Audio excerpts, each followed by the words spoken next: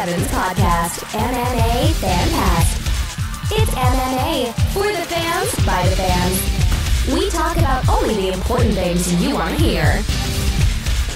Hey, this is Mike Goldberg, the voice of Bellator MMA on Spike. Join us right now for MMA Fancast. Hello and welcome to another episode of MMA Fancast, brought to you by Octagon247.com. I am Ryan Middleton. I am your host, and I am joined by the legendary Jim Sahara Mooney. We are on the heels of a Bellator / UFC weekend and lots of things to talk about today. We have some special guests today from the Bellator 186 card, some fighters from the Pittsburgh area that will be joining us today. We're excited about that. But first, we want to talk about some events that took place this weekend. Not all of it was MMA directly related, but there were two events. We had UFC Fight Night Norfolk, Virginia. What fight night number is it, Sahara? Do you know? It was 120. Fight Night 120. 120, and then we had Bellator 187 on Friday night in Dublin, Ireland. And guys, unfortunately, the show was hijacked by Conor McGregor and his antics and his deplorable behavior. Yeah, not in a good way. Yeah, he jumped into the ring.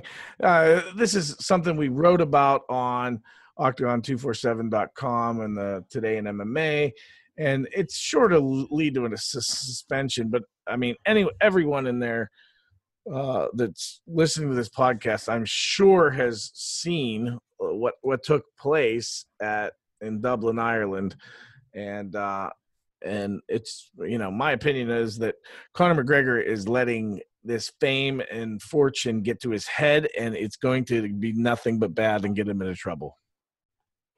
Yeah, one of the things that we talked about, and this was after Rousey's first loss, was all this, superstardom getting to her, and was it affecting not just her camp, but her focus away from the octagon, where she was getting caught up in all of these deals that she had, doing something with WWE, the movie deals and so forth. And, what was going to be the end result for her, or the next step? Was she going to then turn and focus and on the UFC and getting that belt back? And now, well, I'm just concerned that he just thinks he's above above everything, and he doesn't have to worry about consequences anymore and all that stuff. And that's my primary concern. I could really care less about where his focus is. I think he's so driven to succeed that he'll do just fine. But I think he's bigger than the sport. Yeah, I understand what you're saying. I disagree a little bit with that, and that his focus is one thing to set a goal that you're going to succeed at whatever you do, but you can't lose sight of what it is you're actually trying to do, and you're just going to step on anybody that gets in your way. And that was a slap in the face to Bellator. Literally a slap. Yeah. Because he did. No pun intended. One of the Bellator pun was intended, or was it not? It was. Okay. Yeah. I didn't think you were that witless. Not for no. that. Anyway, I don't know. It's just not. It's not good. Oh, you know what? I also wanted to talk to you about. You're never gonna guess who. I had a conversation this weekend with Matt Layshock. Do you remember Matt? Indeed, I do, Mr. Pinnacle FC. Yes, I had a conversation with him this weekend. Just kind of catching up with him. We saw him at Pinnacle FC 15, which is the last major MMA show that was in Pittsburgh, which was in December, and we really haven't had one since then. So I caught up with him and was asking him, hey, what's the deal with the show? And come to find out that he's working on a February show and really reorganizing the company to really put together, I think he mentioned a goal of having maybe up to 8 or 9 shows a year for Pinnacle. Oh, that would be huge. That would be huge. That would be huge. He also mentioned not just having shows in Pittsburgh, but maybe even venturing, in the region, in the nearby area, to expand that. Not going crazy, not going real far, but I mean, they have ideas, and so I think things are moving with that. And he mentioned February 17th as a target date for a card. I think he's working on a venue and that kind of thing, but exciting stuff for MMA fans here in Pittsburgh. Oh, that's right around. That's just a few days after Valentine's Day. Is he going to have some type of like moniker tied into that? You know how they have like heavy hands and so forth, something like that with no love lost. Well, Matt's always got something up his sleeve, so I wouldn't be surprised if he had some Halloween, or not Halloween. What am I talking about? Some Valentine's Day play off of that, that kind of thing.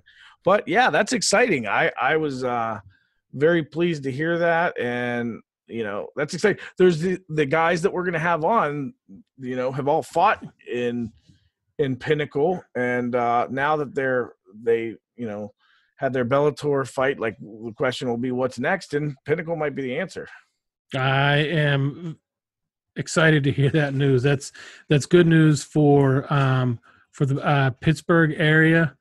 I think it's actually good news for the whole region. Well, yeah, but especially for MMA, I think we were talking. I forget who we were talking with about this, and I likened what's happening with MMA and in particular BJJ with the next quote unquote soccer movement, where that is the next big thing that parents are getting their kids involved in at a young age. And, I think we will, see that community grow leaps and bounds and really see the results of that probably in the next 3-4 years, because it's actually been going on for probably 3-4 years already.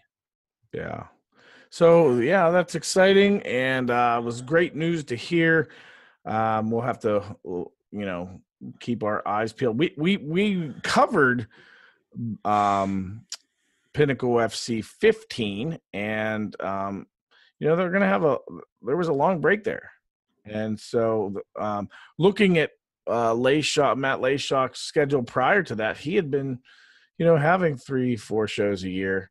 And now none will be in 2017, and he'll be looking to hit it hard again in 2018, it seems. So that's good, great news to hear. And I'm sure there's going to be lots of MMA fans in this area. I'm just wondering who are some of the guys that might be on that card. Like, is Mark Cherico going to fight again? Is, Francis Healy? We'll have a chance to ask Mike Wilkins, Francis Healy, those guys, has Bellator, where do they stand with them? Yeah. Has Wilkins heard from Bellator? I'm excited to ask him that. And we have about 3 or 4 minutes until Mike Wilkins is scheduled to join us. So we'll be able to find out real soon. Yeah, that's with where Wilkins trains at Stout, which is Renzo Gracie, BJJ. I wonder if they would go to Warren Stout. I'm talking about Pinnacle. If they would, contact the local. No. You said that isn't there somebody that we met? Was it Cage Madness or was it? No, it was Pinnacle FC. That's right. You mean the matchmaker? Yeah, the matchmaker. So there is a matchmaker for all the regional promotions have, matchmakers, and so Matt has a matchmaker, and and they'll be working together to put a card together. And I think they work with all the gyms, let the gyms know what's going on and that kind of thing. So it's exciting. And before we're joined by Mike Wilkins. Mike Wilkins is of Bellator 186 fame. He had a bout against, I think, Brett Martinez was the gentleman's name, that he completely annihilated. We're going to talk to him about that. But it's a good way to put it. Before he gets here, I also wanted to talk about Anderson Silva and so if in case you live in a MMA cave, you heard about Anderson Silva failed another steroid test. Well, we're assuming it's for a performance-enhancing drug. But that'll be another hit to his legacy. I think there will be no talk after this about greatest of all time, Anderson Silva. You just can't trust that he was clean. Ever. No. And, that was the talk around him having his run, and that it was due to enhancements, if you want to, call it that. I don't mind the UFC going to, making the deal with USADA, the agreement, that working agreement that they have. And, fighters getting nabbed for this, but they're taking legends, and now it's like they're bringing them back down to earth and taking some of the putting some chinks in their armor. I guess you could say something along those lines. And we are now joined by Michael Wilkins. How are you, Mike? Hey guys, what's going on? We are doing well. We're eagerly anticipating your arrival, and we were just talking about Anderson Silva and his legacy being tarnished with this another failed drug test. And so, what do you think about that? Where's his legacy stand now? I mean, that's no good for him. I guess he kind of came up in an era where PEDs were kind of maybe more common and stuff. I heard in Pride they encouraged them and things like that. So, like a lot of other fighters of his generation were also on them, but it's definitely, for his diehard fans, it's tough. As soon as USADA comes in, he starts dropping fights. He starts popping. What is this, the third time that something has happened? It's just been, it seems like time after time now with him, and when he was once considered the greatest of all time, and now it's I don't think you can even consider him in that anymore. Yeah, no, not when something like that happens. It's hard to there's going to be fans out there, hardcore fans for him, that'll stick to their guns, but it's like the Pete Rose thing. He may be the greatest ever, but when you've got that black cloud hanging over you, there's always going to be suspicion. But let's talk about Mike Wilkins right here. Oh, brother. Nice shirt, Ryan. Hold on, I got something to say real quick. Jim, what's up with your name underneath your screen? You like that? Yeah, Ryan. It just caught my eye. It just caught my eye. I was like, what is that? Wait, the funny thing is he had something else ridiculous. I don't know. What did it say, Jim? King Nestor von Gnip Gnop. Okay. I don't even know what that is. Do you know what that is? No clue. No. Okay. So I just put he got up before we started recording, and I changed it because I have master authority over this. And so, but look what I have. This is yours, brother. Yeah, that's awesome. Yeah. I'm pumped. I just pumped. Love it. I'm sorry I didn't get it to you this week. I had a kind of crazy schedule, so I intended on heading down to Stout at some point, but didn't make it. Oh, I got you. Don't worry, I'm around. Are you watching the Patriots right now? Yeah. We learned that from you admitted to that, something we didn't really catch on. But with the last podcast that we did with you. Yeah, I keep going over the screen. That's all right. All right, so you got me in I'm more natural that way. It's just like, yeah, exactly. Boom. We're in shooting the room from the hip, brother. That's right. All right, so let's talk about Bellator 186. You make your Bellator debut, and what an opportunity! And dude, you completely crushed Brett Martinez. Yeah, it was pretty good. It went about as good as it could go for my end. I had some advantages coming into that fight. Brett, he hadn't been in the cage for a couple years, but he reached that level before me. So he's got a little bit of kind of like experience, but at this point in his career, it just wasn't something he wanted as much as it's something I want right now. Yeah. Well, that showed in the fight. I felt like, I think I texted you and said like he felt the difference between you two, and he wanted no parts of you. Yeah. I felt him get. I after watching the video, it looked more like there was a defined difference in skill, like from watching the video. So I see from the outside how it looked like I just like overwhelmed him. But I definitely felt like when we were in the fight that he had skills to offer to, give me problems. Yeah. Like I could feel it in the fight. Like, he landed an uppercut on me in the clinch. That's one of the questions I was going to ask you, that he did land, I think he landed 2 uppercuts. That was really the only thing I saw that landed. And I was wondering if that hurt. Right. So one of the uppercuts gave me the flash bulb, it didn't hurt. But it was a good punch. It was a real good punch. Not a lot of stuff hurts, I guess it's the adrenaline, but yeah, it was he landed a good uppercut. And one thing too, he threw a right leg head kick, and it didn't land, but it got my attention because I wasn't expecting him to be someone who threw head kicks. Yeah. Especially there was a pretty big height difference between us. I think I had a 4-inch height. There was a 4-inch height differential. So props to him for being able to get his leg up that high. I do have a question for you. You mentioned just talking about things that did hurt, things that didn't, and what caught your attention. And I can't remember who the fighter was that said this, but he was talking about having his back to the cage, and he said it does hurt. It's like a cheese grater.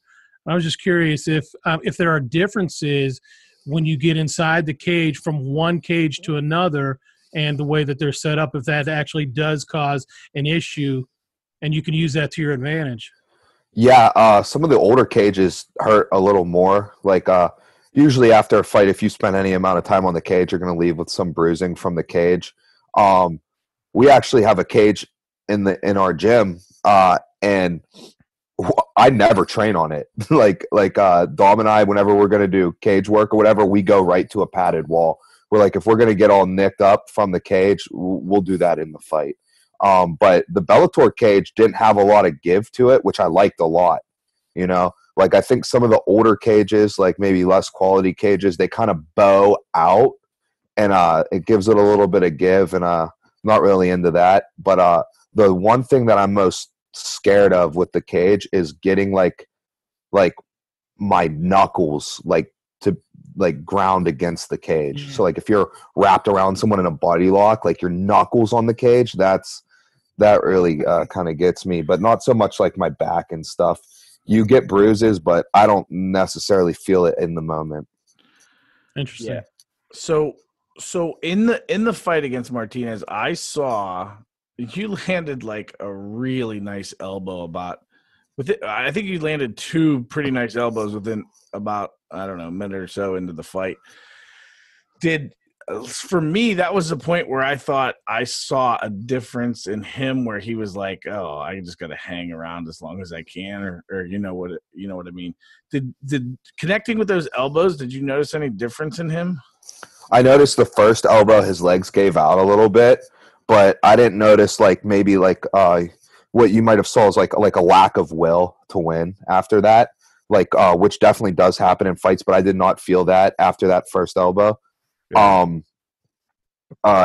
So we were on the cage, fighting for position. I had inside ties, which meant my arms were inside of his arms. And that's ideal. That's a better position. You have better control over your opponent.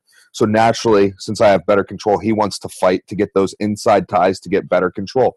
When he fought his left arm, which would be on my right side, so my right arm, when he fought that arm inside, I rose over top of it and I landed the elbow really flush to the temple, and that jarred him and let his legs come out from under him for a second. But he got it back in, and it was actually after that when he landed that good uppercut. So he still had some fight left in him. To be honest with you, when I felt like when I felt pretty confident I was gonna win the fight was even before then, when he shot a single leg on me, and he went to do a finish we call, some people call it running the pipe, some people call it a crackdown. It's when they dump you down to towards your butt there. And I sat the corner and I came up on top and landed a few hammer fists. As soon as he dumped me down from that single and I felt how I could sit that corner, I just felt this difference. I just felt like I was going to be able to out-grapple him. And if I could out-grapple him, I knew I was going to win the fight. Very cool. You got the back there to lead to the finish and sunk in the choke, or the rear naked choke. And I mean, that was record time that he tapped. It seemed like it was instantaneous that he tapped as soon as you locked it in. So that there's a couple things that go into that. Number one, I do a choke that's called a short choke. And what that is that's a rear naked choke without the second hand. I'm just doing it with just the choking arm, and I grab onto the trap muscle, and I'm able to apply the leverage with my shoulder on the back of the head, just very similar to a rear naked choke. But it is always safer to get your other arm in as well because it locks the choke in place. You still get the same squeeze, it locks the choke in place. So prior to me getting what would appear to be the full choke locked on, he was already in the process of being choked. Gotcha. Right, because I was already squeezing it with just one arm.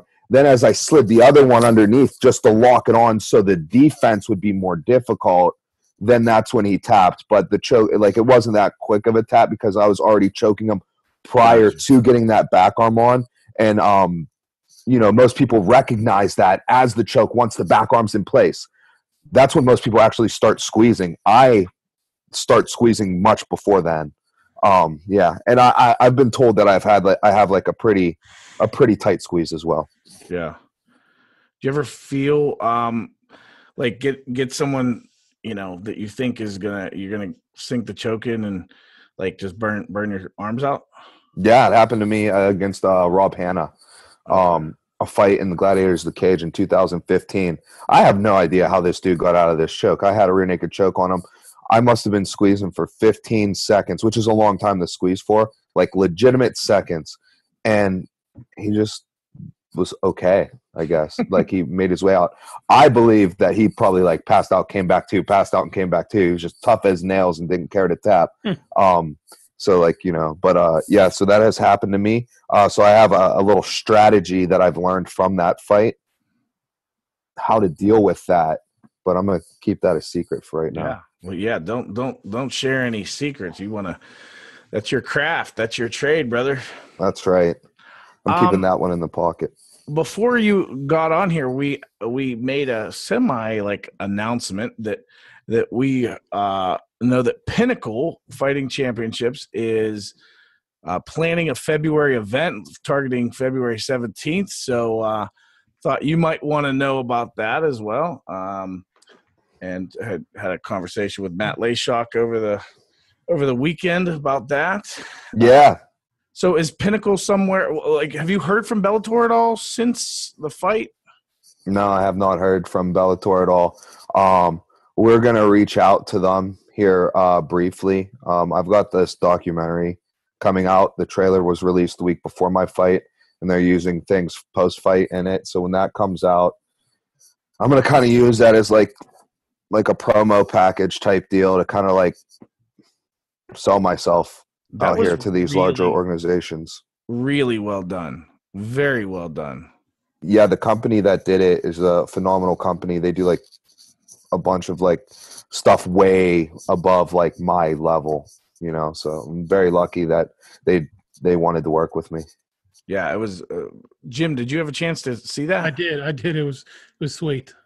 Yeah, I had a little bit of like. I remember talking to you back in when the UFC was in town and mentioning, hey, maybe we'll do a video or something, and you're like, yeah, sure. Yeah. And Yeah. and then I saw that and I was like, yeah, I'm pretty sure he doesn't need me for anything.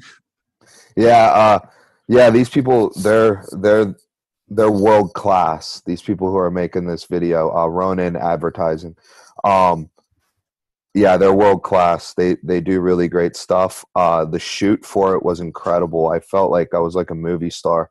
I was shot for 2 days straight, starting at 7 a.m., finishing at like 10 p.m. You know, they're just following me around, doing what I normally do during the day, but I'd have to do it like, you know, multiple times. Like I had to get out of bed like 40 times, you know, like stuff like that.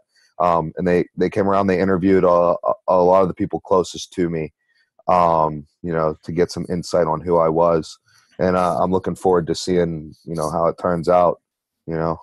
That's cool. The trailer was absolutely phenomenal. Yeah, I saw it on your Facebook page and was like really impressed. Mm-hmm. Yeah. Yep. I think when the final thing comes out, it's going to be really, really unbelievable. So I think that's really going to help me out too. I think I'm just going to jump my stock up, and I think Bellator is probably going to pick me up. That's great. Speak it in the truth. I forgot what I was going to. Oh, okay. You know, after UFC 217 finished up, they had the announcements for the medical suspensions. Does Bellator do anything like that? And the reason I'm asking is because you just did BJJ this past week, yesterday, didn't you? Wasn't it yesterday? Yeah. Yesterday I did a jiu-jitsu tournament. So the State Athletic Commission, it has nothing to do with like the UFC or Bellator. Okay. The State Athletic Commission issues you your medical suspensions. You can receive a medical suspension even if you win your fight, you know?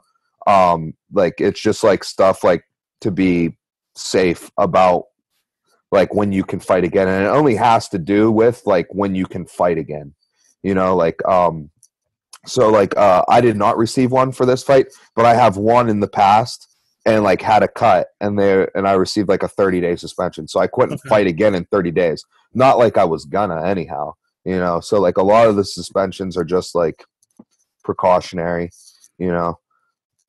Interesting. Yeah. Mike, you and I first met when you were cornering Dom at Bellator 183? 178. I don't even know. Oh, yep. 178. And we had lunch together and stuff, and so you got to corner him there. I don't know what other experience you had with like UFC or Bellator cornering or anything like that, but do you think that was helpful for you to like kind of see behind the scenes and be a part of a Bellator show prior to this debut in State College?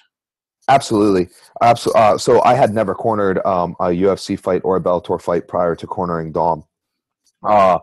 And I absolutely think it's helpful. It was helpful for me because, you know, it gives you the feel of the show, you know, it gives you that idea of what it's like backstage, even though it was at a different arena and stuff. Like I stood up on that cage, like holding Dom's banner back in April. So like I saw that cage up close. So whenever I'm mentally preparing for my fight, it's not that foreign for me. So when I walk out there, it's not that much of a shock for me. That's actually one of the reasons why I have my younger brother, AJ, in my corner. You know, I have my coaches who are there to give me technical advice, but then I have AJ in there as well, where, you know, maybe he is able to chime in and give me some technical advice, but, you know, if he knows something, it's probably because I taught him. So I probably would already picked it up. But it's mainly I have him there for his experience, so he can get used to these shows, so he can see what it's like backstage at a Bellator, backstage at a CFFC. So that way, when he gets there, he feels a little more comfortable, you know. So it's a good way of like, you know, molding these young fighters and stuff. And I was fortunate enough that I was able to be in Dom's corner and I was able to get that experience, because up until that point in time in my career, I was like the trailblazer, you know, like whenever I fought like at an event, I was the first one of like my team or whatever fighting there. So I had never been there before. So everything was brand new. But then my teammates who would fight there after me, they could learn from what they saw when I was there. You know, when I fought at Cage Fury out in Atlantic City, which they do a real good job, they put on a big show. I had never been to one before. So like, it was all brand new to me. So I'm like, oh, I'm going to start bringing these guys in my corner, get them that experience, you know, so that way they're more prepared.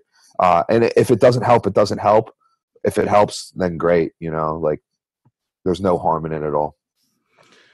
Well, Mike, we thank you so much for this time.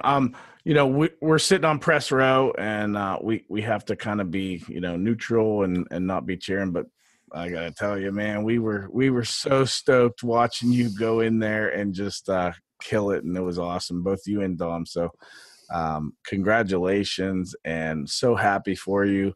Keep pressing on, brother. And yeah, is there anything else that you wanted to say? Is there any of your sponsors you wanted to thank or anything? Yeah. You know, I'd love to, like, my sponsors were so great to me. I know I thanked them before on the last time that you guys had me on, but you know, they've done so much for me that I just don't want to pass up any opportunity to give them any recognition.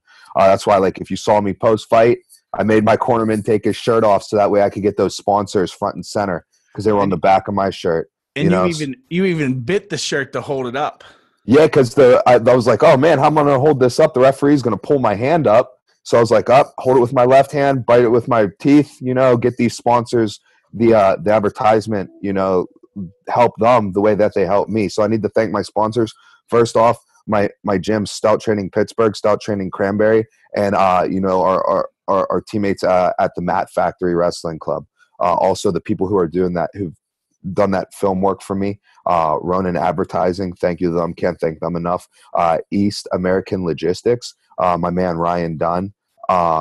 Thank you for you know, that letter that you sent me that I still have. I'm always going to have. Really fired me up and everything like that. Toast Pain Relief, great products. I'm actually really sore from my jiu-jitsu tournament yesterday. So I've been using that stuff like even today, even though I'm not like training for a fight. A Wilkins Electric, Ink Division for making those shirts that Ryan's wearing and the shorts that I wore in the fight. And I think that's about it. Also, huge thanks to my fiance, Katie Jones, for always making fight camps go so seamless and making it easier for me. That's great. Cool. We thank you so much, Mike. And hey, I've been meaning to ask you. I noticed a lot of times, a lot of places you have Michael. Do you prefer Michael? No, I don't prefer either. So typically everybody calls me Mike, you know, and like all like it's all like the guys call me Mike, and usually girls call me Michael. I don't know why, but that's just it. But like my real name's Michael, so like I like to use like my official.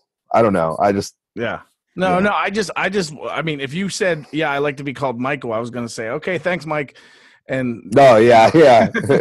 Yeah, no, I don't care at all.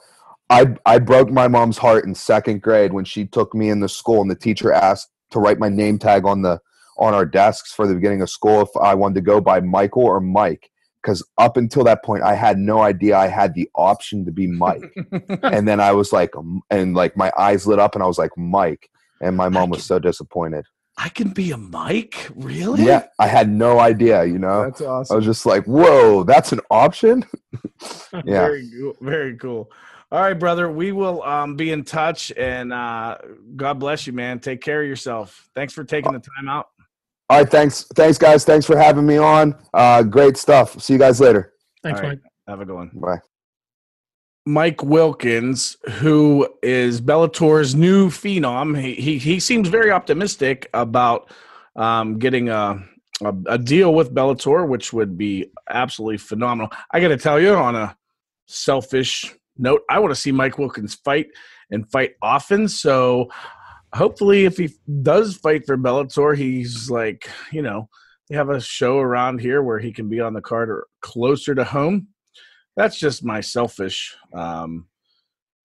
ambition there. Yeah, he gives a lot of insight into his fights, both past and looking forward to what he's expecting from his opponent and what he's going through in his fight camp.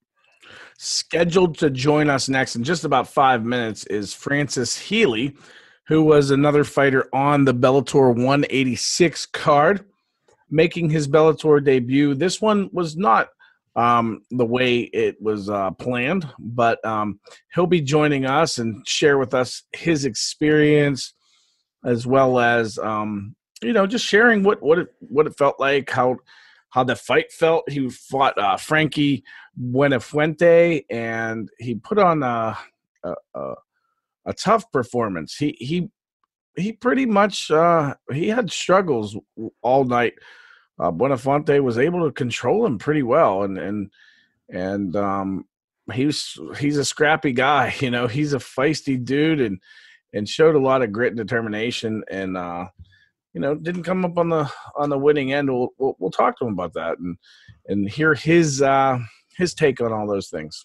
Yeah, so we had we talked to these guys afterwards, but that was we saw them after the fight. Did we run? I didn't see. No. I'm thinking of the only person I saw after the fight was Ethan Goss. Yeah, I ran into Ethan. That's right. I haven't spoken. I mean, I've texted with those guys, but I haven't spoken or seen them, any of the guys since before. Right. Since before the fights, I saw. We spoke to all of them, and we're kind of with them throughout the process, and then even even on press row, I didn't get any good pictures of them because there was just so much chaos. And with the prelims, they were getting people in and out of there as quickly as possible. I mean, they were successfully got all the prelim fights done, which in Bellator, they have swing fights. They have 3 swing fights that if they don't get those 3 fights in prior to the 9 o'clock or the whatever time the start is of the spike portion, then they'll have those fights after. So they sometimes will get they'll have 3 swing fights, and maybe not all 3 are after. On one's after, 2's after. It just depends on how that goes. But they got all those guys in and out of there as quickly as possible, and got all those fights in before. So there were no post main event, post televised portion of the card after they went off the air. Yeah, and there it was literally just like you had described. They got the fighters in, did their fight, whether it went 1 round or the distance, and then they made the announcement. And I think as the announcements were being made, the next set of fighters were standing outside the cage, and then as fighters were exiting, fighters were entering. It was interesting to see, and I think that they were trying to keep the crowd. They had to realize that this was going to be a big local crowd. Pulling for a lot of local fighters, Western Pennsylvania, Central PA, and they wanted to keep them revved up for the main event. No, I think they just quite simply that's what they do, and to in every effort to try to get all those fights ahead of time. Mm-hmm. Francis, can you hear me? We are attempted to be joined by Francis Healy, but I think he's having some difficulty. Yeah, it looks like he's trying to come in now. And I can see him there, but I can't physically see him, just that he's entered the podcast. Well, until he gets connected, let's just talk about him behind his back. No, I'm just kidding. There he goes. He's trying again. Now let's see what's going on here. Ryan's hero. Nice. Yeah, how'd that get there? That was, I don't know how that happened. We're now playing with each other's names on the video portion of the podcast, and Jim now has himself listed as Ryan's hero. Francis is definitely struggling to get onto the podcast. That's all right. And he's an engineer too, so you would think he might have the brain power to fight through this and actually produce an image and sound. But you never know. I'm texting him to try to say, hey, I thought you were an engineer. Well, you can't figure out a phone. This is just a simple video conferencing. Yeah, what's Caden doing right now? Maybe he can help Francis. Well, I am pretty famous for the saying every computer should come with an 8-year-old. So, I mean, I don't know that. I mean, by famous, I mean like there's been people that have heard me say that. Yeah. That trigger, that's famous for me. You are known. I see Mr. Francis Healy this time.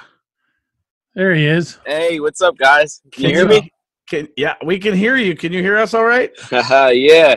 Can you see me? Yes. Well, we can see you. We know that you were trying to chime in here for quite a while, but you were finally able to do it. We were actually making engineer jokes. I heard you a little bit. I'm actually on the road. I'm on my way back to Pittsburgh from Philly right now. So what took you out to Philly?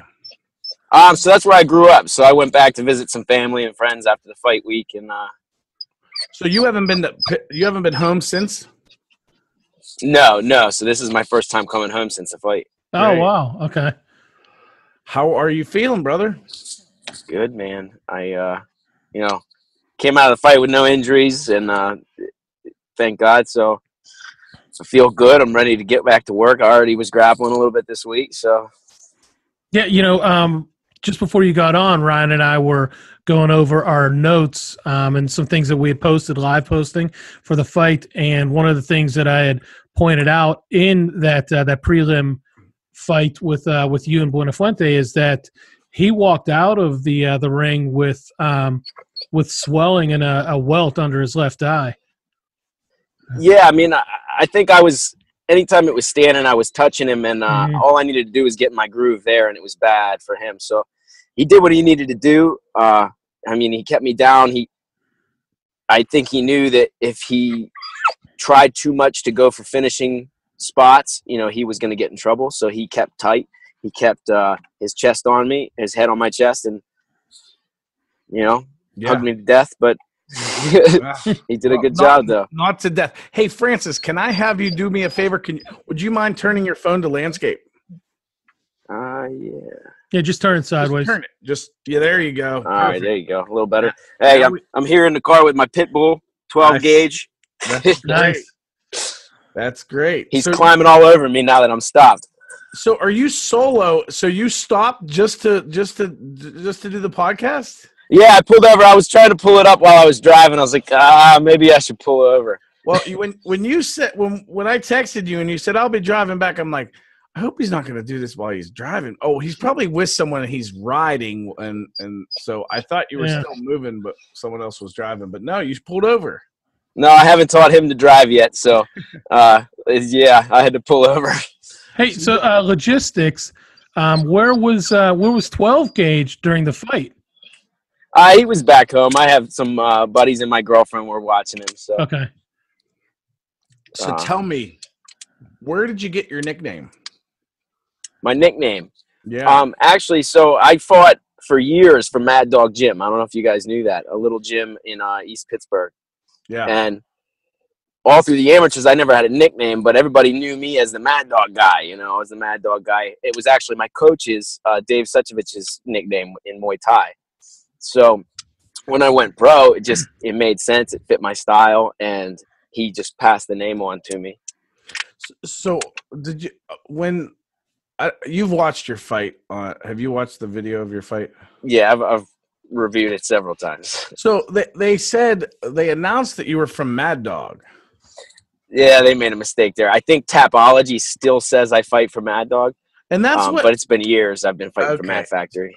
So that's what I've with the local fighters in Pittsburgh, I always look at Tapology, and I noticed like none of the local fighters is like accurate, and the camps aren't accurate. Like if you click on the gym, it doesn't really show very much. No, yeah, I thought they would have gotten that right on the announcement because that's what I wrote on the papers was Math Factory, but I don't know. I mean, maybe they didn't read it or. So how long has Mad Dog been gone? I mean, they're not gone. They're still there, and guys still train out there. Okay. They just haven't had anything competition heavy in a while.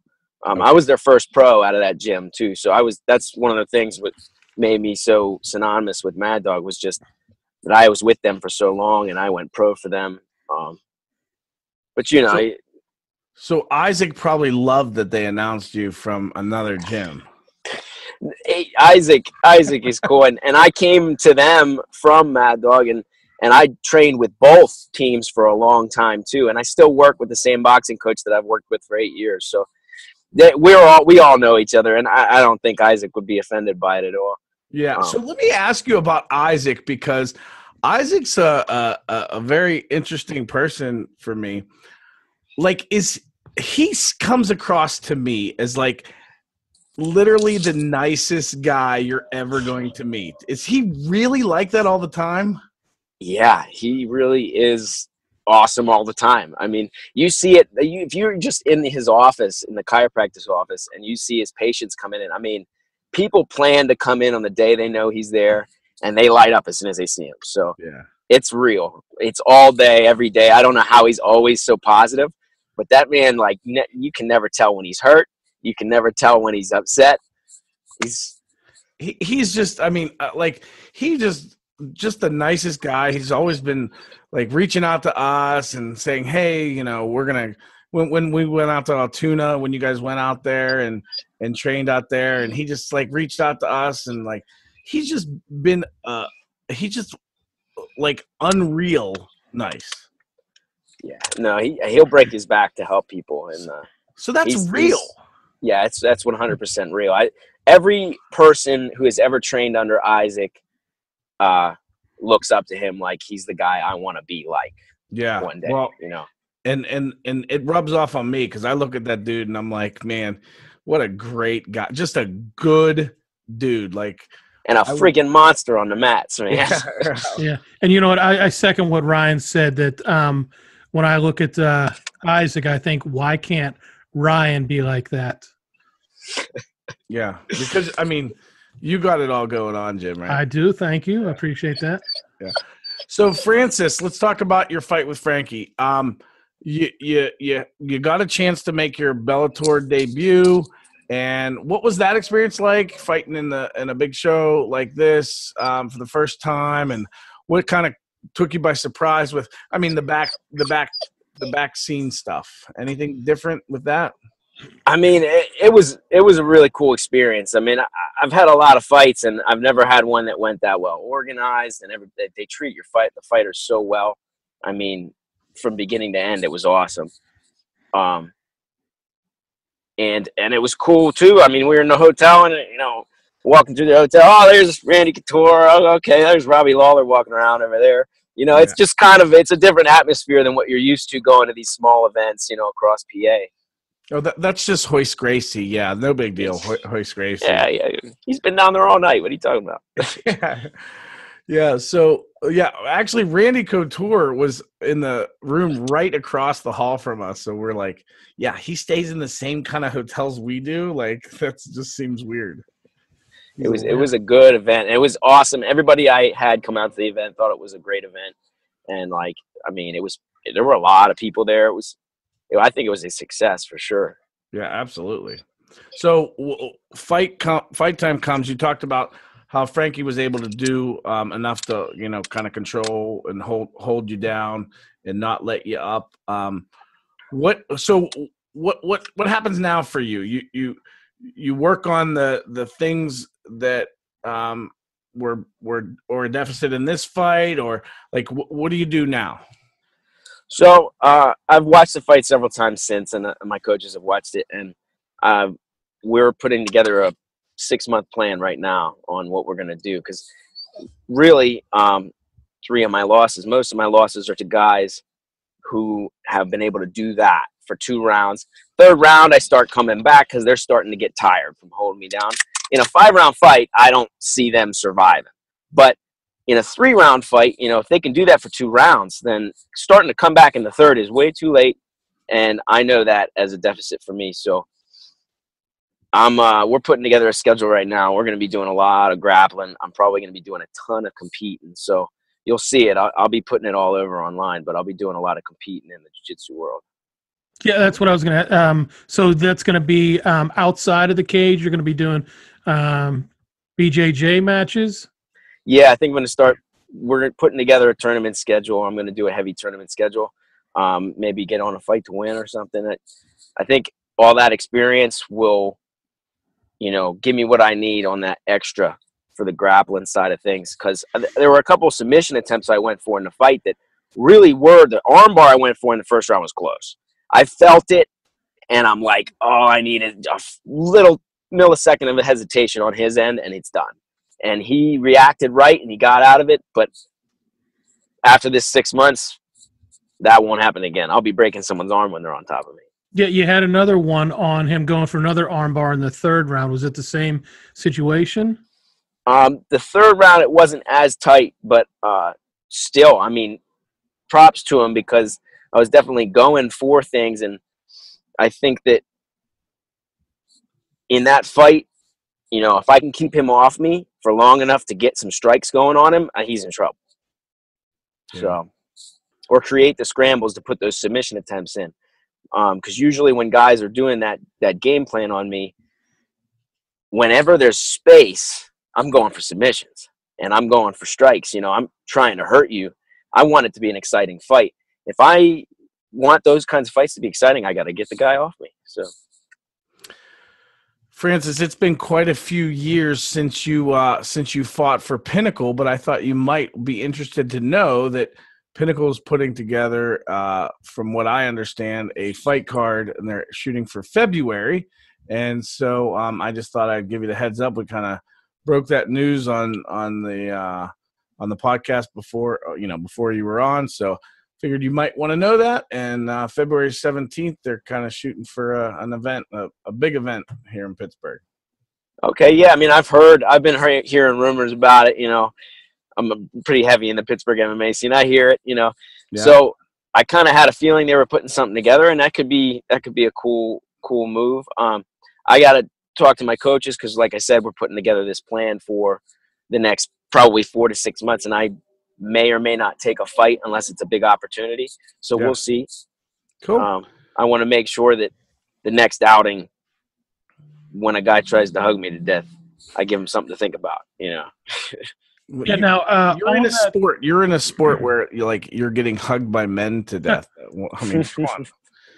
Well, they're in danger if they create too much space. So I think they realize that trying to posture up and hit me would have been my opportunity. Yeah. So I think they realize that because they feel the danger, and anytime they leave any space, I'm going to go for something. So going 5 rounds, you mentioned your fight with Buenafuente, that you could feel that some of his energy was, had you gone beyond the 3 rounds, that it would have gone in your favor, or you felt confident that it would have. What do you do in your training camp that builds that cardio? Because, I've seen fighters, we've talked about it several times. Some guys have it, others don't. And based on their cardio, that really sets up their fight plan, where they either go for broke in the first 2 rounds and then struggle through. So what is it that, a fighter can do, and what do you do to build that cardio so that you can, go the distance, go 5 if you need to? Yeah, my cardio is amazing. All our cardio as a matter of fact is amazing. And it's not my cardio that's keeping me down in the first 2 rounds. It's his ability to do what he was doing. As that starts to wear him down, my cardio starts showing, and that's where I start coming above him. And we do a ton of wrestling. We do a ton of sparring and training. We don't do all that much strictly conditioning. I'll do like sprints on the track and stuff, and I'll get with my boxing coach. We'll do some good track work. But the biggest focus is just the real thing, sparring, wrestling, grappling. Francis, we are very fortunate that you took some time out of your day, out of your trip home to Pittsburgh to share some time with us. Do you want to thank any of your sponsors or anything like that, or let people know where they can find you on social media? Yeah, I mean, I'm on Facebook, and I just launched a new website, maddoghealy.com. I want to thank all my sponsors. I have my sponsors listed out on my page. And I want to thank my family, who I just got to see. Both my nieces' birthdays were the week of my fight, so I had to come back and give them their birthday presents. And I'm thankful for my family. I'm thankful for my team and my training partners. Let's keep the ball rolling, right? That's awesome, brother. Thank you so much for taking the time to spend with us here at MMA Fancast, and we're always rooting for you and rooting for all the Pittsburgh guys, and so keep plugging along, brother. Hell yeah. Thanks for having me, guys. All right, Thanks, man. Francis. God bless you. Thanks. See ya. And that was Francis Healy, who had his Bellator debut just a week ago, and not a fight that you're making that big jump into the big show, and there's nerves and there's all these different emotions and stuff, and then you got a guy who's good at holding you down, and that's just the way it turned out. But Francis is a beast, man. He will get back. He's a classy guy, as he showed in the weigh-ins when he was full dressed in his suit. Showed up for business. He showed up to take care of business, and that. He had his better days, but that dude's a beast. He'll be back. I would not be surprised for him to be another guy that gets signed. We're only a couple minutes away from Ethan Goss, who was also who fights out of Altoona, was also on the Bellator 186 card. He will be joining us as well, and looking forward to hearing from him. He had a fight very similar to Francis Healy in the fact that he had a guy that kind of backed him up against the fence, held him there, couldn't really do anything, didn't really get any takedowns, didn't really do any damage, and he did that for 2 rounds. And by my estimation, by the way the rules are set up, I gave him those 2 rounds. And then Ethan Goss came back, and we're going to talk to him about all this stuff, but Ethan Goss came back, and in the 3rd round just absolutely dominated the round. He had him in takedown. He had him in full mount. He was, inflicting lots of damage, and it was a round, by far the most damage of the fight, the only damage in the fight. And if the scoring wasn't the way it is, and those 2 fighters are having a fight, and you're fighting for 15 minutes, at the end of that 15 minutes, and you say, okay, who do you think won? It would be clearly, it's not even close, Ethan Goss won that fight. But because of the way the rounds are and the scoring is, it's, that's the rules that they enter under, and everyone knows the rules, and it stinks. But Ethan has a different take on it. Ethan thinks that he got robbed, and so we'll talk about all of that, and it was a good fight. Yeah. Now one of the cards had it. One of the judges had it 29-28 Goss, and I'd be interested to see if that was that 3rd round was 10-8. Hey, there he is. And here is Ethan Goss. How are you doing, brother? Can you hear us? We cannot hear you, Mr. Goss. Your audio is not on. Not yet. There we go. There you go. Hey, we were expecting the Wolverine. This doesn't look like the Wolverine. Nah, Wolverine, he's off duty for right now. Okay. Hey, Ethan, can I get you to turn your phone in the landscape? Yeah. Great. There you go. Perfect. Is that better? That's Cool. awesome. How are you? How you feeling? Oh man, I'm doing pretty good. I've been relaxing, having a couple brewskis. Does your face feel lighter? A little bit, I guess. Huh? Feels a little cooler now. The cool weather. You go outside, it's kind of like a shock. Yeah, I can't grow the full beard, but like when I've let this grow long, and then I've shaved it, it feels really cold and weird. Yeah, it's definitely different. I'm not the man. I don't have the manliness of the Wolverine. Hey man, that's just something you gotta be born with. Hey, I tried even like as a kid, I would like shave just to shave because they like you're told like if you just shave it, the hair will grow. Yeah, that's not really that true. So how you feeling? You're a week removed from your 186 Bellator debut. It was a tough night. We are completely aware of that. But how are you? Are you back in the gym yet? Taking some time off? Like what are all those things? I go back tomorrow. I feel good. I feel great. Nothing. The only reason I took a week off was because a lot of people didn't know I hurt both hands in that fight, and actually I hurt my left hand, and I did something to a nerve in my right arm that I still have no feeling in my right hand, and I can't quite straighten my fingers or squeeze my fingers together in it.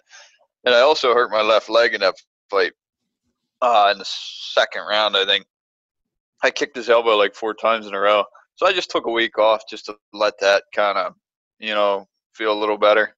But we're going back tomorrow, getting back to work. So you're like a hockey player. Yeah, I took 5 minutes off, and now it feels better. Yeah, yeah. I'm sure it's gonna feel great when you get back tomorrow. I told the coach. I talked with the coach about it, and I said, "Look, I'll come back and do what I can do. So what I can't do, I'll coach for right now. I expect to be 100% in a couple weeks, so we'll see." So let's talk about the judging, and the parameters that are set forth by the athletic commissions, right? So I know that you are very unhappy with the decision. Before you got on the air, here is what I said. I said, if you took that 15 minutes that you guys fought and you bulked it together and you said at the end of it, okay, who won that fight? I would say, well, it's pretty obvious. There's not even close. It was Ethan Goss. But then when you break it down into 5-minute segments and you have to do a 10-9 system, I could easily see, well, I personally would have judged it 10-9, 10-9, 10-8, which would have been a draw. Yeah. See, I mean, first off, go ahead. First off, I mean, I'm never one to sit here. I mean, if someone beat me, I'm going to tell you I lost. When I lost my pro debut, I lost by split decision, and I'll tell you right now that I lost the fight. I had no argument. The other guy won the fight. This fight, there's a lot that comes into play. Unified roles are one. If we're under the new unified roles, that's a 10-8 round and a third round. So at the very minimum, that should have been a draw. Now, in my eyes, and the way I've seen, and the way a lot of people seen, the first round I won. I've watched the only footage I've seen was from the very first round.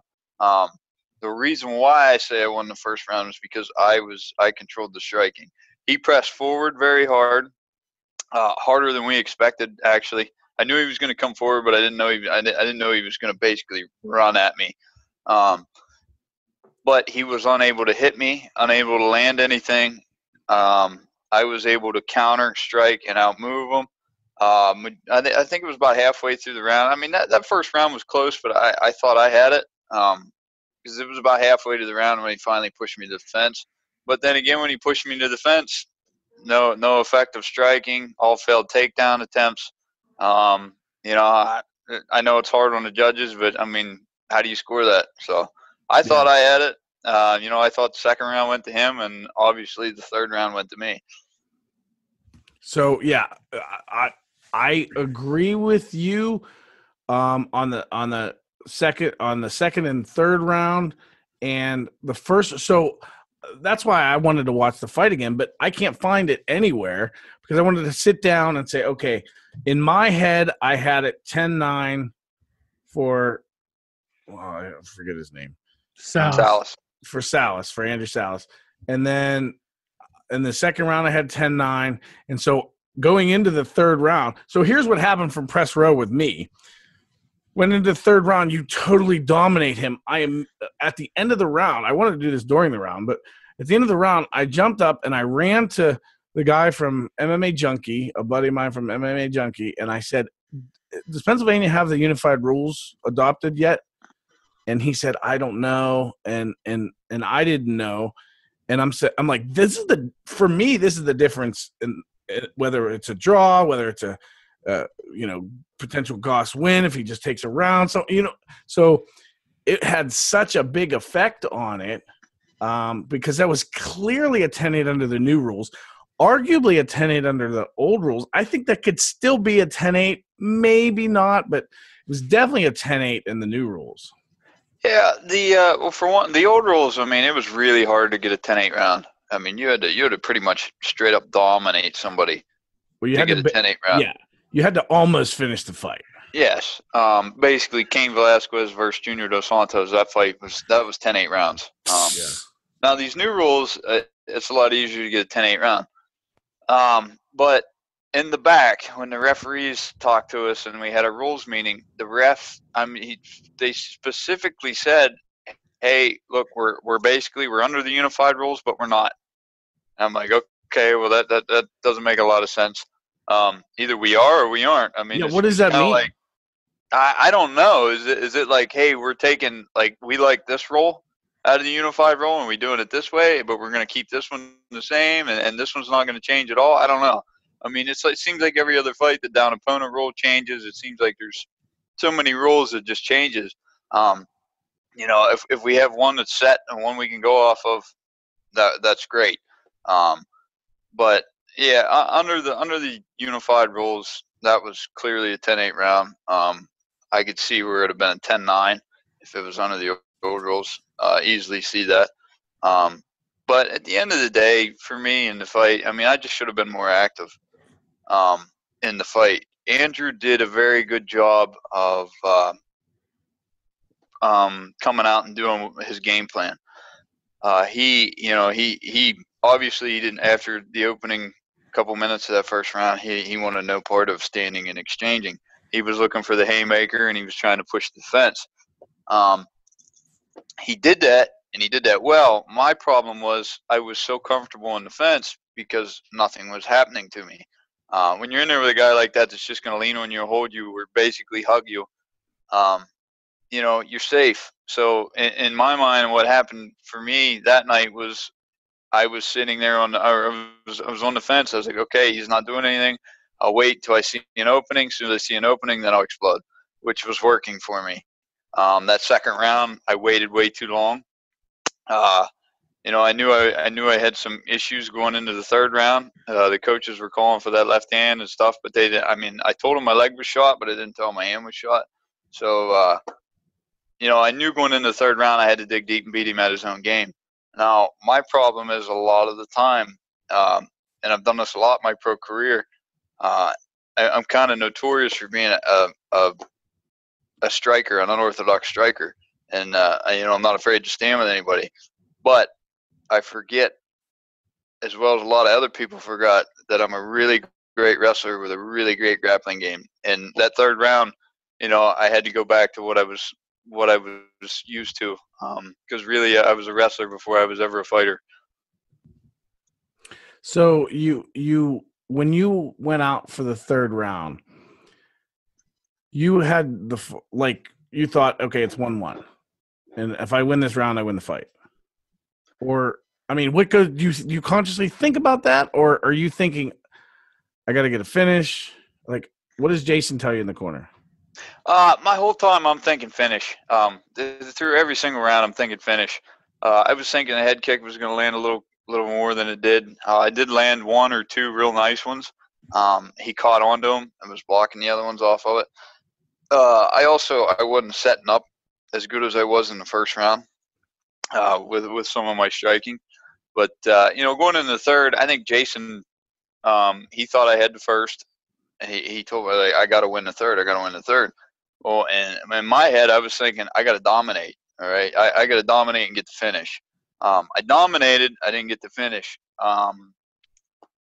In that third round, when I was on top, I felt like, I could have been more active.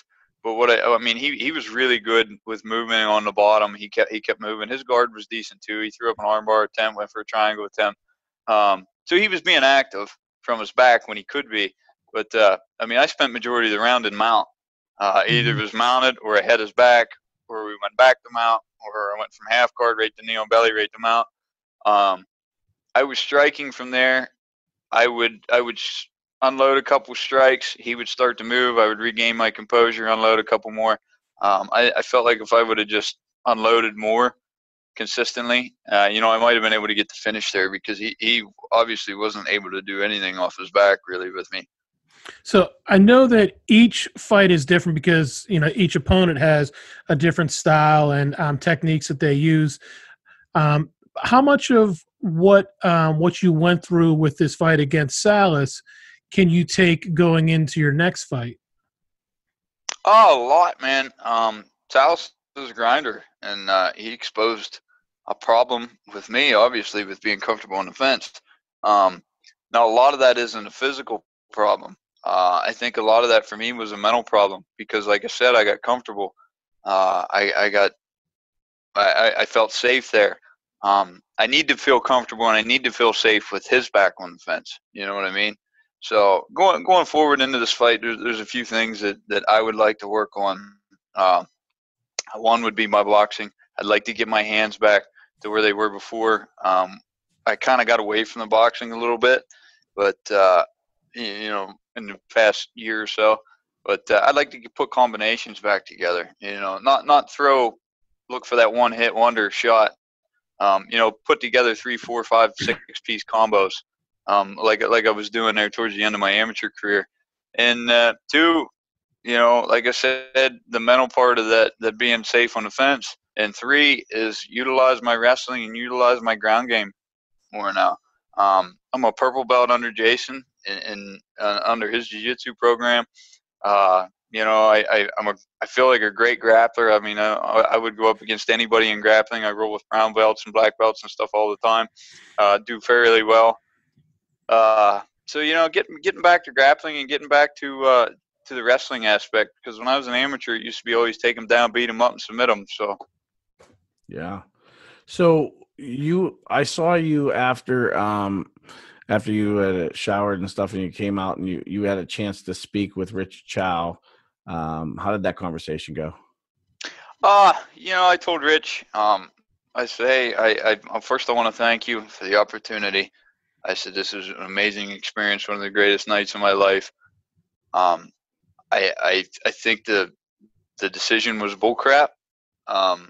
I said, I felt like I won that fight. I said, I will be available, willing, and ready anytime, any place, anywhere against anybody that you want.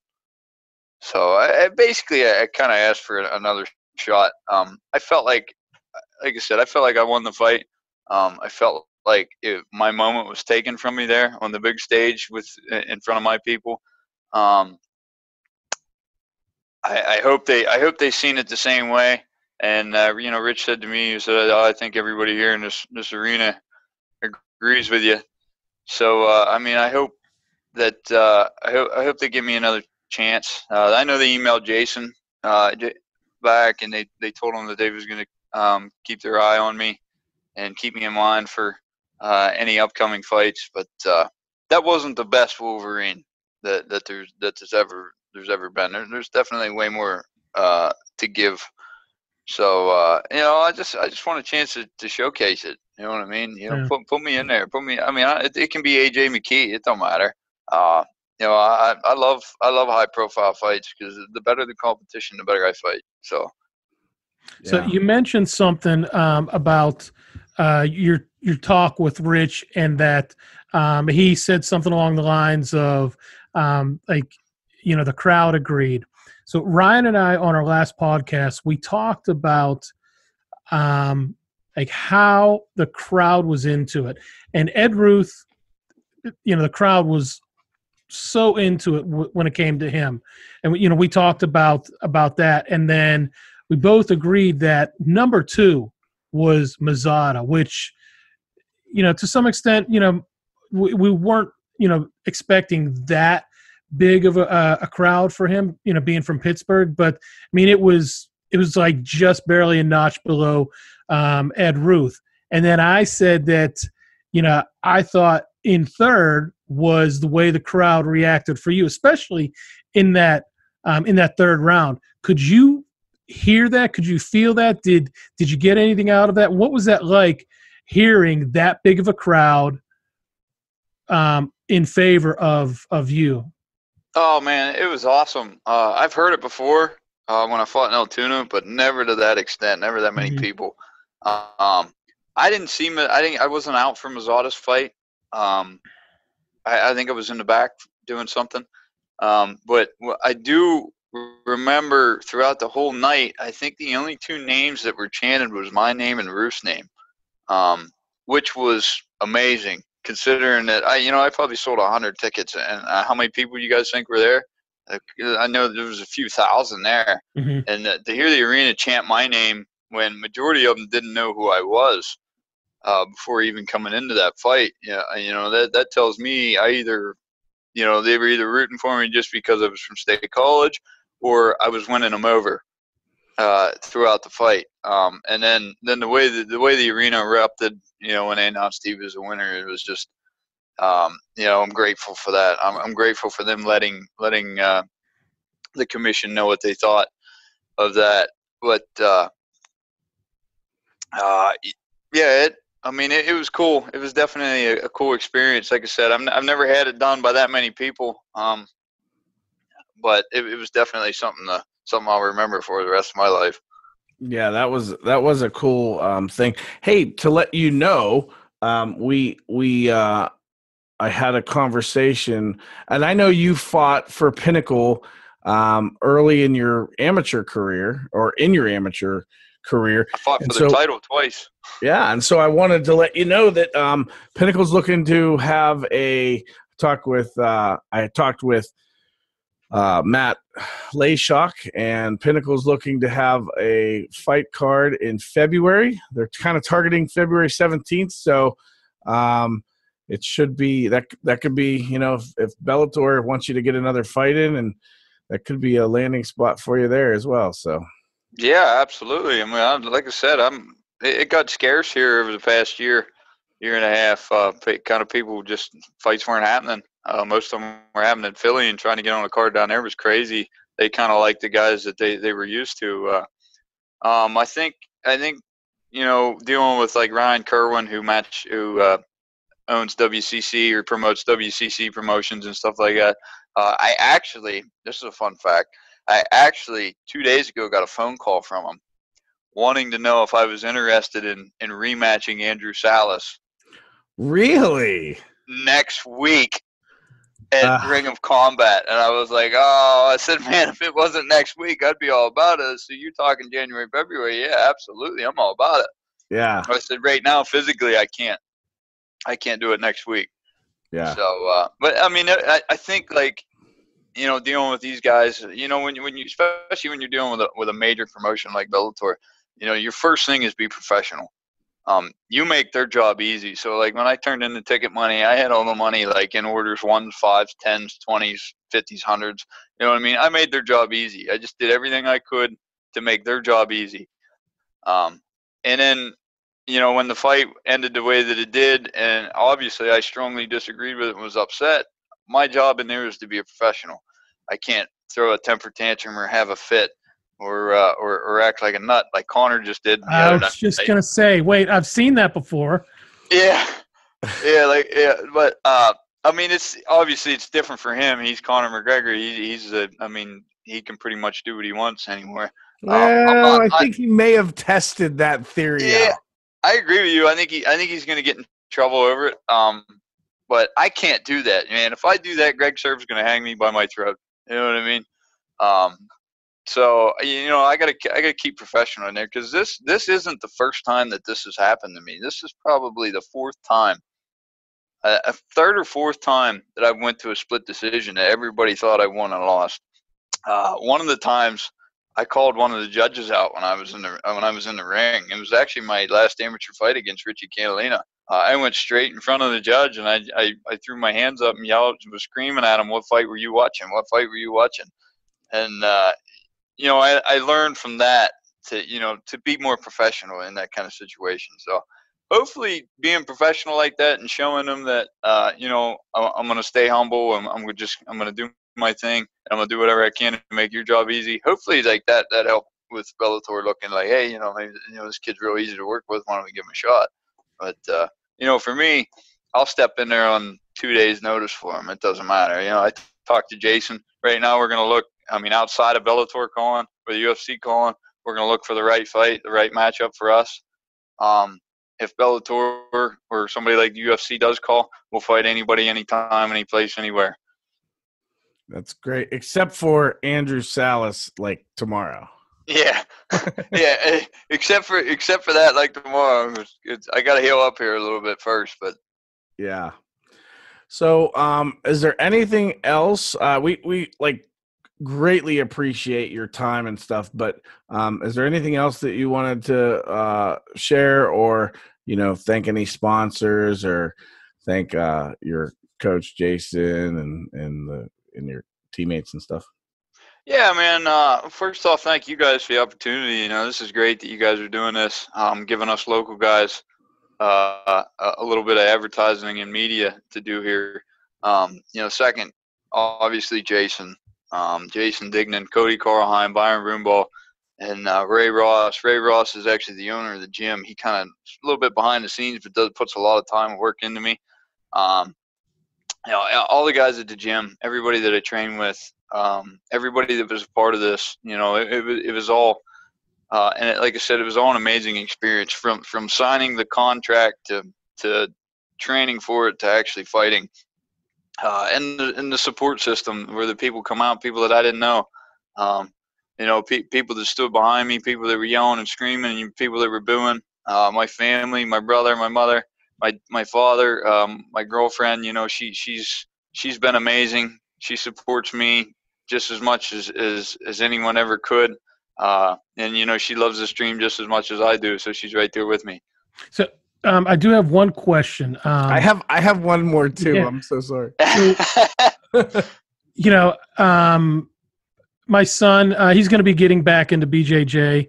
And every once in a while I sit, he's watching MMA with me, and I ask him if he wants to do it. And sometimes he says yes, sometimes he says no. And but my wife, his mother, says she doesn't want anybody to touch her beautiful baby boy's face.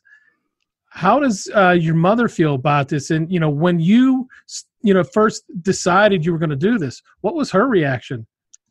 I tell you what, you guys are probably going to think I'm crazy, but when I first decided to fight when I was an amateur, I kind of jumped into it blindly, not knowing much about it. Told my mom that I was fighting and all this stuff. My brother, he was like, he was there. He was there to support me. And my mom, she's like, I'm not going. I can't watch it. I'm not going. I can't watch it. Well, I didn't know until I was in the back getting my hands wrapped and stuff, going through that whole process. At my very first fight, I got a phone call. My phone rang. It was my mother, and I picked it up, and she was there. And she wanted to surprise me and come down to Williamsport, because the fight was in Williamsport, to surprise me. And my mom absolutely loves it. She yells and screams, and she doesn't know what she's yelling or she's screaming. My brother will tell her, like, hey, tell him, yell out for him to powerbomb him. So my mom will stand there and yell, powerbomb him. But it's like Jim. That was Jim at the fights. You hear him? My mom, she loves it. She's cool. It took my dad some time to get around to it, but he was at my title fight with Jordan Morales, and he was at my fight there last weekend. Cool. You should. I'm still thinking you should have stone cold stunned Jason after the fight in the ring. Like when you heard the decision, you just stun him. I should have stunned Salas for it. No, man, it would have been cool. I think if I'd have won, it definitely would have been something I really, really would have thought of. that would be a Sports Center moment. The question, the add-on question I had is: so what would you do if you got a call from Rich Chow and he's like, "I got a fight for you. We want to give you another chance. It's in March and it's against Dominic Mazzata." You got to jump on it, man. You got to jump on it. You would take it? Yeah, absolutely. You got to jump on it. I like Dom. Dom and I get along. Obviously, we train together. Hell, we could train together to get ready for the fight. It don't matter for me, man. This is business. We're fighting each other, but hey, we got to both get better for this fight. Yeah. So, hey, we'll make it interesting that way, I guess, huh? But no, if that ever happens, you got to invite Octagon 24/7 to the training sessions. Yeah, I'll invite you up. I'll invite you up to watch us train. That actually, they offered me Francis Healy. Oh, really? Was one of the first guys, one of the first names that was thrown at me. Well, he didn't really. He's like, "Do you know Francis?" I said, "Yeah, I know Francis. We trained together before." He was like, "Oh, okay, never mind." He said, "I was going to try to match you two, but if you two know each other, then I ain't going to do that." And then he tried to match me in Putnam. Well, he didn't try to. He threw that name at me, and Putnam and I are old teammates. But in that kind of organization, you got to do what you got to do, and you see it all the time. Guys fight their own teammates. It happens. Yeah. Like Cody Garbrandt said, it didn't matter if Dillashaw stayed at Alpha Male or if he didn't stay at Alpha Male. He was going to fight him because he was a champion, and that was Cody's goal to become the champion. I think no disrespect to anybody, but I think it helped too that he never liked him. Yeah, I'm sure. I believe so. But you got to do what you got to do. Like I said, it's business. Hey, you'd be willing to stone cold stun Jason. So what wouldn't you do? Hey, you got to do something in there. Like I said, in order to get noticed in today's world, you got to do something that's never been seen before, and that's a hard thing to do. Yeah, so if you go around stone cold stunning your coaches right after you get a nice win, hey, you did what you had to do to get noticed, right? You're gonna make Sports Center for that one. Amen, brother. Or you're jumping over the fence and appearing to tackle your teammate, but not really. Yeah, well, I guess you could do that and then slap the guy that works for Bellator too, huh? Yeah. I seen that. Everyone was saying he slapped the commissioner, and I watched the video and I was like, "That's not a commissioner. That guy works for Bellator." Because I remember speaking to him last week. I cannot remember it. I cannot remember. I know he's not Ian. I know Ian Matthews. Yeah.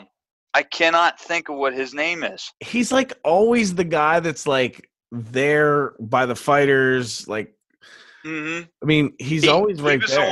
He was the one that took down our or did our insurance information and all that stuff for us. When we sat there and dealt with on the computer. I mean, real nice guy. Yeah. I guess you just don't try to push Connor off a cage. I don't know. Yeah. But pretty crazy night. Conor McGregor making headlines in Bellator events now. Yeah. Hey, man, the guy. I don't know. They probably loved it because they know how much of a big icon Conor is right now. But it got views. It worked for them. I mean, yeah, they got views from that, and I'm sure the UFC wasn't thrilled with that. No, yeah, I'm sure. But I mean, what are they going to do? Conor's he's their guy right now. He's their cash guy. I think they were kind of hoping Cody was going to be the next megastar for him. But that didn't work out with the Dillashaw fight for him. But I mean, people love Conor. I'm a big fan of Conor. I'm a huge fan of Conor, especially his fighting style. Now I think he's starting to get a little crazy. He's starting to get a little out of hand. But I think that's just who he is because he said before, in the heat of the moment, in the weigh-ins and stuff, when he just starts going nuts and going, I think he just sees red and he just goes blank and he don't remember what he's doing or don't even know what he's doing. He's just going berserk. But he's a crazy dude, man. I don't know. He's a guy that I would love to meet. I actually was in we were at UFC 205 and I was staying in the same hotel as his dad and happened to be on the same elevator. I didn't even know his dad at the time or that it was his dad. And we're heading down the elevator and I'm like, "Oh, are you guys going to the fights?" And they're like, "Yeah." And the woman his dad was with said, "This is Connor's dad." I was like, "Whoa, hey, how you doing?" It was pretty crazy. But, yeah, I mean, that's the thing. Like when you're at them kind of events and stuff, you never know what you're gonna run into. Actually, Royce Gracie come in the back right before I fought and gave me a pep talk before I went out. that's great. I saw the pictures. I saw the pictures with you. Yeah, he come into the back. He come up to me, pulled out his phone, read me a quote off his phone. It was in Portuguese with a picture of his father on it, and basically he just told me there's no shame in losing if that's the way the fight goes. He said it's all a learning lesson, and then he walked out. I was like, wow, that's pretty cool. Oh, cool, yeah. So, and I sat beside Robbie Lawler the whole time back here. I mean, he was sitting right beside me in the chair. Yeah, that guy's a bum. His head seems so big in person. Did you notice that? Robbie's? Yeah. He's a guy, like, I talked to him a little bit, but I was just like, I'm just going to let him do his thing. He's a weird dude. He's like, he just sits there and like just stares. He's not very social. Did you? So when we were in the breakfast room, the first time we saw him, I think you were in there too, and he was just like staring at people that were, I don't know, it was different. I don't know. Yeah, he's definitely different. He's unique. I just don't think he's a people person. You know what I mean? He's just not one of them guys that that goes out of his way and very outgoing. But he was real cool. I mean, he was polite when you talk to him and stuff. He's just been at such a high level in the sport for so long. Oh yeah, and his nickname fits him perfectly. Like even when you did and you realize that when you spend a little bit of time around him, it's like, all right, he is ruthless. He really is ruthless, Robbie Lawler. Yeah. So. Well, hey, I appreciate your time. It's always a pleasure talking to you, and we'll continue to stay in touch. And when you have some any fight news or anything, shoot me a text. We'll have you on. You can kind of promo it. Absolutely. All right, my brother. Absolutely, man. I'll let you guys know as soon as something comes up. Like I said, we're looking. I'm hoping if I could book something now for January, February, I'd do it. So it was very motivating to be able to display my skills on a world stage like that. So and it made me feel like I belong there. I belong in the big show. But yeah, thank you guys for the opportunity. I love talking to you guys. I'm looking forward to doing it again. No problem at all, Appreciate brother. it, Ethan. Thanks a lot, Ethan. Ladies and gentlemen, Ethan Goss, who made his Bellator debut, joined us, and it just is a real thrill to be able to talk to those guys and just hear this experience of fighting in a big show and breaking that barrier, and then even coming through with a loss, regardless of if he agrees with it or not, he's going to deal with it, and he's going to fight back, and just show his resiliency. He's a young guy. He's only 25 years old. I think 25. Yeah. Yeah, compared to you, Jim, that's like a third of your age. I don't think you're very good at math. Well, you're 75 and he's 25, and 75 divided by 3 is 25. Well, then I'm in pretty good health for a 75-year-old. I'll give you that then, brother. You're just really old. So, any parting shots, Jim? Anything you wanted to add before we go? No, I just wanted to say, when we started this, it was all, from the fans' point of view, and that's what we're trying to do here. And with the experience that we had at, to some extent, Fight Night in Pittsburgh, this was February of 2016. That was like the beginning taste for, being up close to the fighters. And then what we went through at 203, we got to see a little bit of behind the scenes stuff with all this. And this is what we're trying to do. Pass along that stuff to the fans out there, to you, and give you an inside glimpse of what these fighters go through, what what their whole team goes through and what it takes to actually get ready for a fight like this. And, so just hearing different perspectives with Mike, with Ethan, with Healy, and the things that they went through and where they're at now. That stuff is always interesting to me, to hear the backstories and how they got from point A to point B. Yeah, and not everyone's a Conor McGregor where, you make the jump to the big show and everything just blows up, and this sport is a grind. This 99% of these fighters have their ups and downs and struggles and working full time and doing all these things, and it's not the glitz and glamour that everyone sees. And so, capturing that and seeing that with these guys who give their heart and soul to a sport that they love, I